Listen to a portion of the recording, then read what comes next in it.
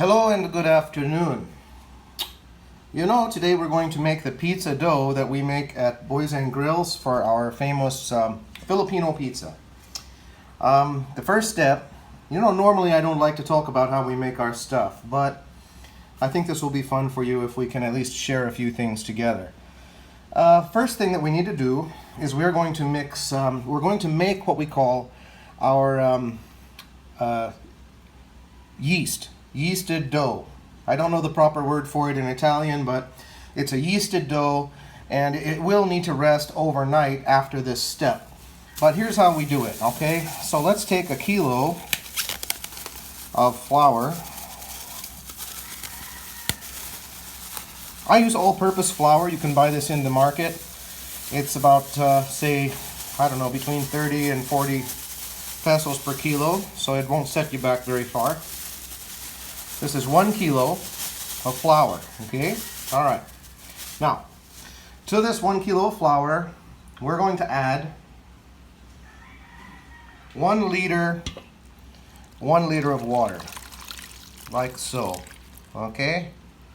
Now, to our liter of water and flour, I'm going to put in maybe, this is around 13 or 14 grams of honey. And yeah, I'm using this handy spatula. If you don't have one of these, you can use something else. Even your finger, I guess. You're going to bake it later, so no harm there. Just wash your hands. Remember, in the kitchen, safety is your #1 priority. So, there's the honey. So, that's about, like I said, maybe 13, 14 grams. One of the things about cooking is, and this took me a long time to master this idea, was it's not particle physics, it's cooking. So if you get very close on your ingredients, you don't need to be worrying that much. Now, to this magical mixture here, I'm going to add maybe 6-7 grams of dry yeast. It's very, very hard to find live yeast here in the Philippines, so we're going to go with the dry. And we're just going to put that in like that. I have a little scale that I like to use in the kitchen to make sure that I get pretty close on my ingredients, just so that it's kind of the same every time. And then this is going to be really watery. Okay, so and hang on a second. Ta-da! Watery and kind of loose, because this is pre-fermented dough, so it's not ready for use. So what we have to do with this, after we just make sure that it's really mixed well there. Of course, I use my rubber spoon to scrape the sides of the bowl to make sure that I don't have a whole lot of excess around the edge there.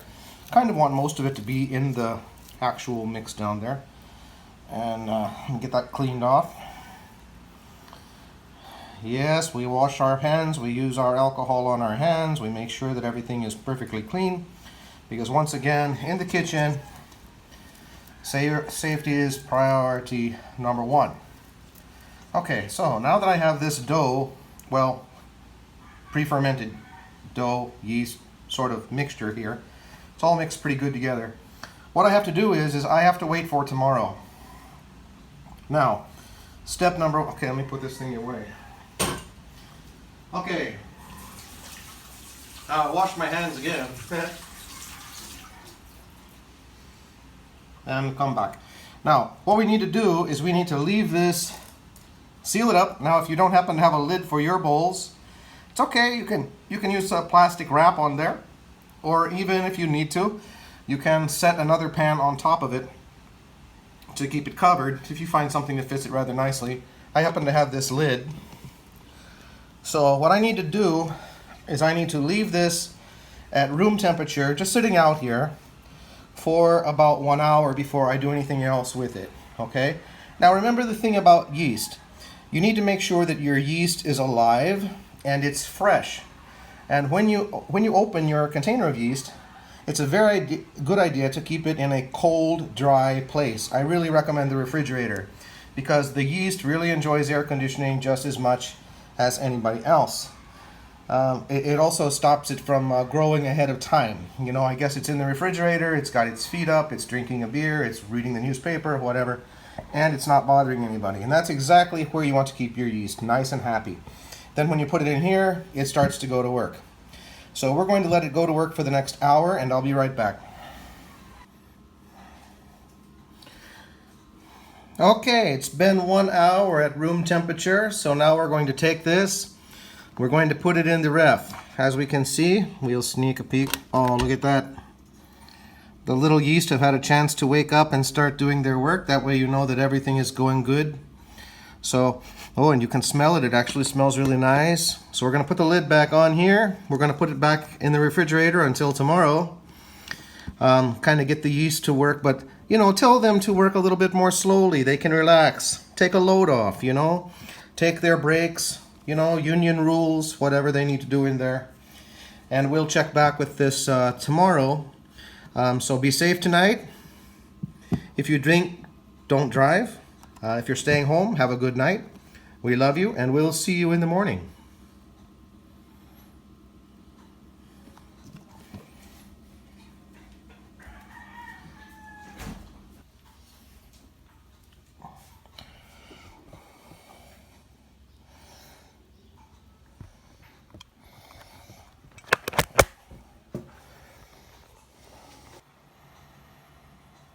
Good morning, my friends.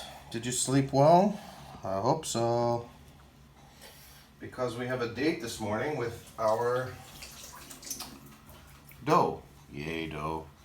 Okay, and of course, naturally, I got my coffee and everything, so I'm well set in Mr. Cup here, so we're good. Take a little bit of coffee. Now, let's see what this looks like after it's stayed in the refrigerator camping out all night.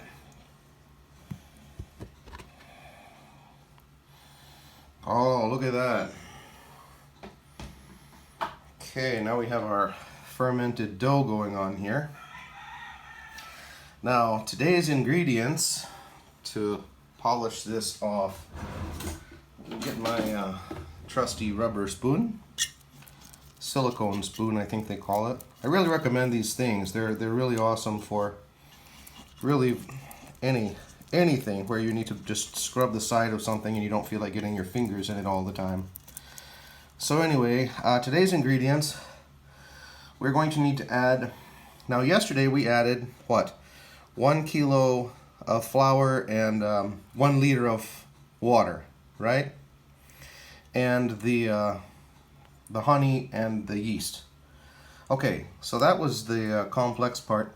Today we only have 2 more ingredients to add. We're going to add another half of a kilo of flour, and we're going to add a tablespoon of our, we call it our secret ingredient, Boys and Grill secret ingredient seasoning salt.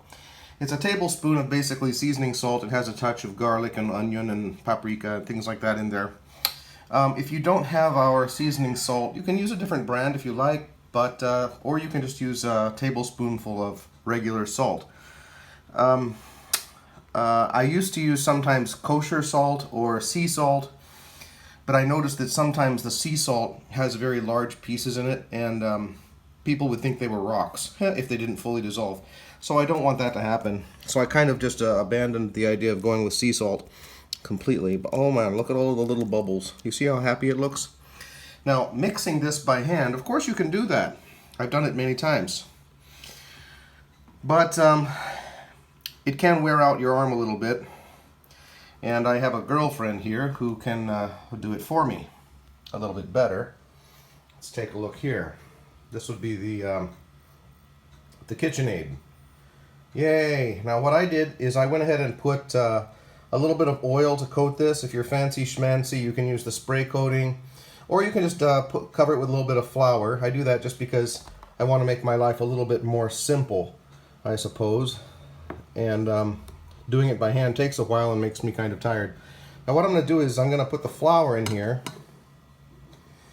Okay, but not quite all of it, because later on when I'm making the balls, I really just want to have a little bit to put on my fingers. So that's about, I would say maybe 3/4 of the flour or a little bit more. And of course I'm going to go ahead and add my seasoning salt to the flour mix. Okay. Why not get that tossed around in there a little bit? Okay. All right. Make it fun. And I'm going to pour in my dough. Now I kind of need two hands for this, so give me a sec. Okay, you didn't miss anything very exciting. I just used my little rubber spoon to pour the dough out of the metal bowl into the mixing bowl, and kind of one gelatinous blob. Now I'm going to go ahead and put my attachment on here. That's the dough hook. And set this baby on low, and I'm going to let it go for maybe 5 or 10 minutes until the flour is incorporated up into the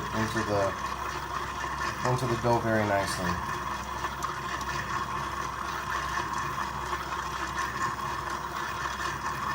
And we'll come back in about 10 minutes and see how we're doing. Hang on a minute. Coming along nicely. We're at about the 5-minute mark. So we'll give her a few more minutes to sort itself out. You know, and again, if you're doing this by hand, that's just okay. I just make so much dough every day that my hands get tired. But this is actually enough dough for about 15 personal size pizzas, or maybe 7 to 8 regular size pizzas. And you'll notice how when I put the oil in there, it doesn't stick quite so bad to the sides of the bowl. This is a pretty sticky dough, so that's another reason why I saved my flour a little bit for my hands later, because when I go to make the dough balls, I'm definitely going to want to be able to put some flour on my hands so that it's not quite so sticky. Okay, give us a couple of more minutes. Okay, I think that flour and seasonings is working there pretty good. Looks, you can see how the dough is starting to look a little bit more creamy. That's kind of what you're going to be happy to see. So that being the case, let me go ahead and shut this bad boy off. And let's see if we can.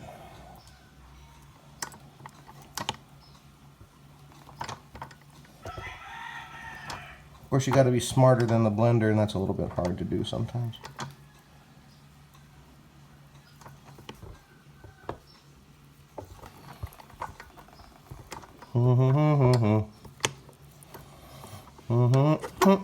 Oh yeah, here we go. Yeah, see what I mean about sticky?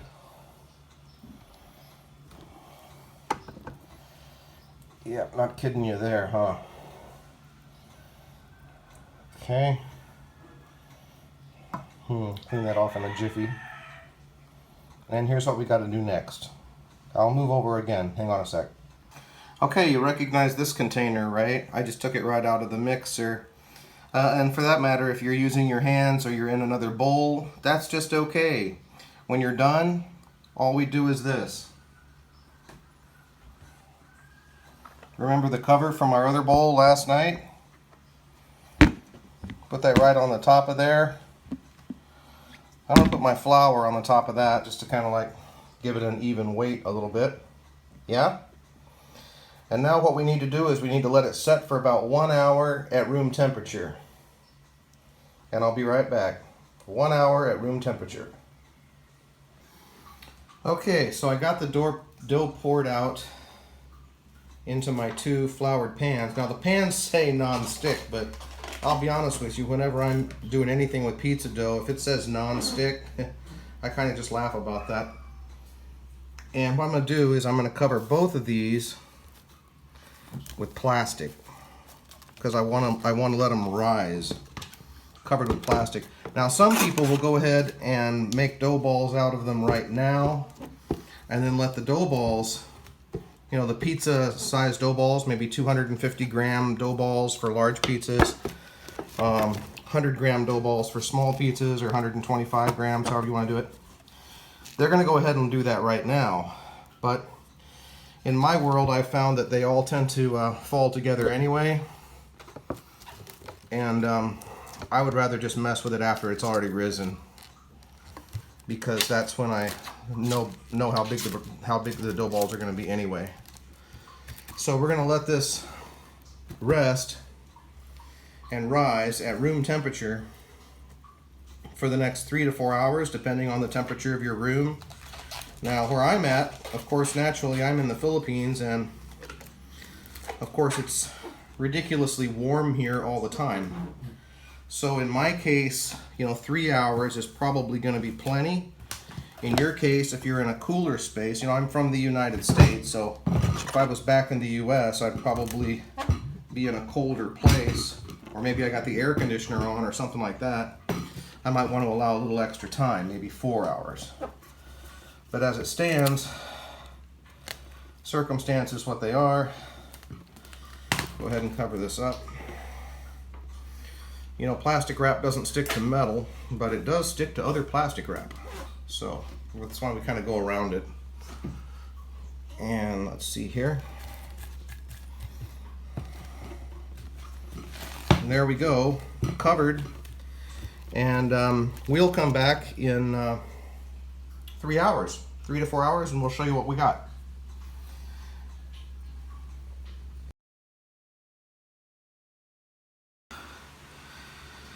Okay, 4 hours later, and wow, would you take a look at that? As you can see, it's gotten much larger. And this is what happens. To be honest with you, making pizza dough, it's not a very hard, people get intimidated by things. Making pizza dough is really not a very difficult thing to do, okay? So don't ever be nervous about making pizza dough. The main thing about pizza dough is if you have the right amount of flour, the right amount of liquid, and you've got your yeast in there going to work, it's very, very hard to mess up pizza dough. Now, somewhere out there is a pizza dough aficionado probably disagreeing, which is okay, but I'm just saying it's not terribly complex to make pizza dough. And you can make this for your family. Obviously, you can make it if you have a small restaurant or whatever you're doing. And there's no reason for you to ever have to go with the store-bought versions. They're just not as good, It's always nice if you make it fresh at home yourself. Now, it's going to be sticky getting it off of here. It's always sticky. But it comes off the plastic without a lot of hassle, especially if you put plenty of flour on it before it rose up. So, you can get it out of here. One of these days I'll probably have some big trays with lids. That would be useful. And then I don't have to worry about this plastic. But, again, if you want your pizza dough to end up just perfect every time, it's not very difficult to do. And this dough is actually just going to be absolutely beautiful. No problems with this whatsoever. You put the water, you put the flour, you put the yeast, we put a little bit of salt, put a little bit of honey in there so that the yeast have something to chow on. And then after that, you just let it go to work, All we are saying is give yeast a chance. That's really kind of all we're doing here, is we're just letting the yeast go to work. Now, see, what I'm going to do, and I don't want to bore you with this one, but I have my little kitchen scale here. I'll put a piece of plastic over it. And all I'm going to do is use my dough cutter here. And I'm going to be cutting up 120 gram balls, which is the size enough for the personal pizzas that our restaurant makes, which is just perfect. 250 is kind of the good one for the large size pizzas, which is okay. And at this point, I'm going to put this in little bags so that it's metered out, serving size, and 125 gram balls right in there. That way, at the restaurant, all they have to do, and I'll put them in individual bags. Now the thing is, the pizza dough will last in the refrigerator in individual little bags for several days. In some cases even up to a week. So you don't even need to worry about using it straight away so long as you've left it in a bag. And of course, naturally, it will continue to rise again even once you put it in the oven to bake it. So I'll put it in the serving size bags, and we'll get them in the refrigerator until we need to use them. So I'll see you again in just a second. Okay, and there's the last of my dough balls. I'm putting them into roughly 125 gram balls. This last one came in at 124, so it's about perfect. Here's a couple of little straps. Oh, voila, what do you know, 125. And there you have it. Now what I'm going to do, I'm going to put all of my little dough balls into, see, I put a little flour on both sides so they're not so sticky now, right? Make sure it's good and contained there. Doesn't hurt. A final dredge in the flour so that it's easily workable. And I put them in the plastic bag. This is a serving size bag, of course. Tie it up nice and tight. Then I take all of my dough balls, pack them up,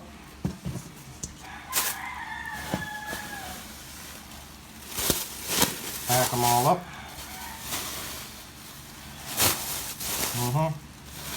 Looking good. See how many pizzas we got here? Whole lot. Pack them all up.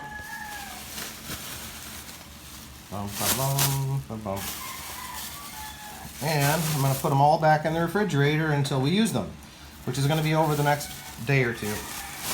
So not a problem there. All of the yeast are happy. They're relaxing. We got them on the union contract, so none of them are working too hard, just chilling out in there, waiting for the moment that we send them to their fiery deaths in a 500-degree oven. In which case, they'll suddenly start running around, they'll start expanding right before we kill them all off so that we can eat them. Okay? All right. Thank you guys for watching. And here we have all of our dough balls ready to go into the ref. Have a great, wonderful day.